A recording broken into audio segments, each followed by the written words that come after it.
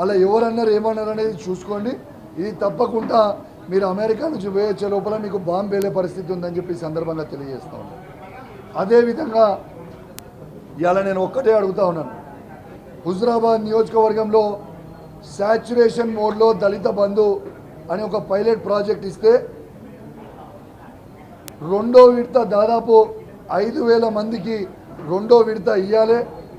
ఆ డబ్బులన్నీ కూడా కేసీఆర్ గారి నాయకత్వంలో వాళ్ళ అకౌంట్లో వేసి ఉన్నప్పటికీ ఆ అకౌంట్లో డబ్బులు ఉన్నప్పటికీ వాళ్ళకి పైసలు ఇవ్వకుండా వాళ్ళ అకౌంట్లన్నీ కూడా బ్లాక్ చేసి పెట్టడం చాలా చాలా బాధాకరం అని చెప్పి సందర్భంగా తెలియజేస్తూ ఉన్నాను.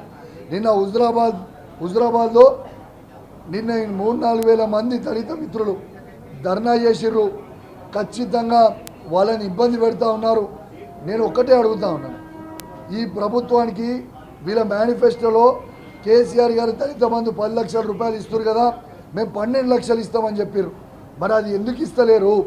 ఆ 12 లక్షలు ఇచ్చుడు దేవుని గారుగా కానీ ఉన్న డబ్బులు మాత్రం మీరు రిలీజ్ చేస్తలేరు. దయచేసి మిమ్మల్ని రిక్వెస్ట్ చేస్తూ ఉన్నాను, డిమాండ్ చేస్తూ ఉన్నాను,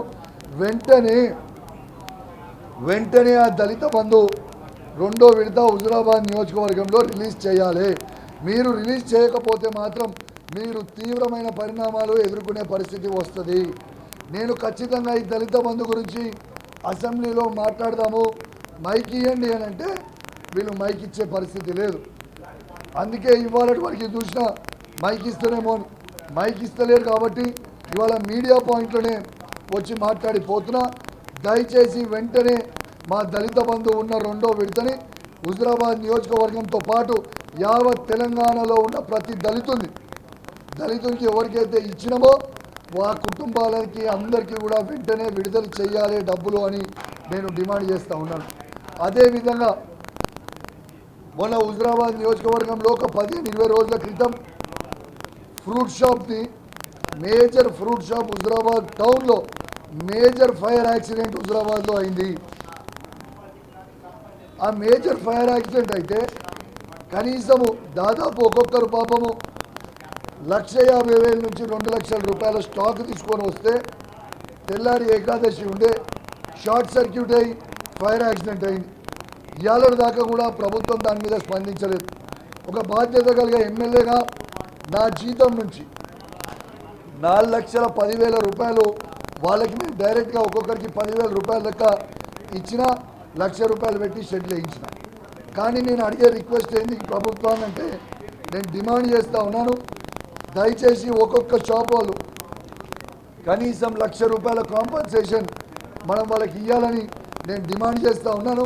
ఎందుకంటే వాళ్ళందరూ కూడా పాపం చిరు వ్యాపారాలు చేసుకునే వ్యక్తులు, దయచేసి వాళ్ళకి ఆదుకోవాలి వాళ్ళని నేను ఈ ప్రభుత్వాన్ని డిమాండ్ చేస్తూ ఉన్నాను.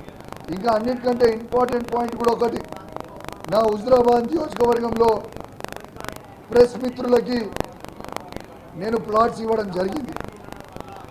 దయచేసి మా హుజురాబాద్ నియోజకవర్గంలో ఉన్న ప్రెస్ మిత్రులకు ఇచ్చిన ప్లాట్స్ని కాంగ్రెస్ వాళ్ళే కేసులు వేయించి ఇలా ఆపుతా ఉన్నారు, ప్రెస్ మిత్రులని ఇబ్బంది పెడతా ఉన్నారు. నేను చెప్తున్నా, ఇది మంచి పద్ధతి కాదు. ఖచ్చితంగా కేసు వేసిన వ్యక్తి మంత్రి పొన్నం ప్రభాకర్ గారి శిష్యుడు. పొన్నం ప్రభాకర్ గారు, మీకు నా మీద కోపం ఉంటే నా మీద తీర్చుకోండి, కానీ మీరు మీ శిష్యులతోని కేసు వేయించి ప్రెస్ మిత్రులను ఇబ్బంది పెట్టడం మాత్రం మంచి పద్ధతి కాదు అని చెప్పి నేను మంత్రి గారు కూడా చెప్తా ఉన్నాను. దీన్ని చాలా పెద్ద ఎత్తున ఎడ్యుకేషన్ చేస్తారు. మీరు మీ వాళ్ళతోని మర్యాదగా కేసు విత్డ్రా చేసుకొని ఆ ప్రెస్ మిత్రులు పాపం ఒక్కొక్కరు వాళ్ళ జీవితంలో 40 ఏళ్ళు పనిచేసిన సీనియర్లు ఉన్నారు, వాళ్ళందరూ కూడా వాళ్ళ కడుపు మీద కొట్టడం నీకు తగ కాదు అని చెప్పి నేను చెప్తా ఉన్నాను. చాలా కష్టపడి కేసీఆర్ గారిని ఒప్పించి ప్రెస్ మిత్రులకి అందరికీ కూడా ఇవాళ హుజురాబాద్లో ఇస్తే ఇట్లా ఇబ్బంది పెట్టడం మాత్రం మంచి పద్ధతి కాదని తెలియజేస్తూ, ఖచ్చితంగా మళ్ళొక్కసారి చెప్తున్నా, ఆ ప్రెస్ మిత్రులందరినీ కూడా ఖచ్చితంగా వెంటనే ఆ ప్లాట్ను రిలీజ్ చేయాలని చెప్పి నేను డిమాండ్ చేస్తూ సెలవు తీసుకుంటా ఉన్నాను. జై తెలంగాణ, జై KCR. Thank you very much.